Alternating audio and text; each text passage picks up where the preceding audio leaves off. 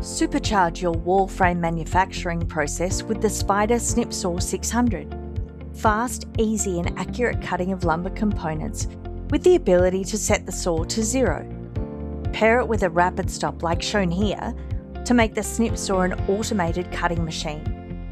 The SnipSaw 600 provides a pneumatically operated clamping and cutting cycle, which docks to length.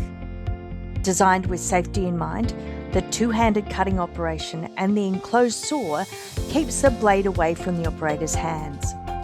Simply load the lumber to be cut onto the in-feed bench, position it in place, and hold down the blade activation buttons. Once cuts are made, remove, stack, and continue cutting from the job list on the touchscreen.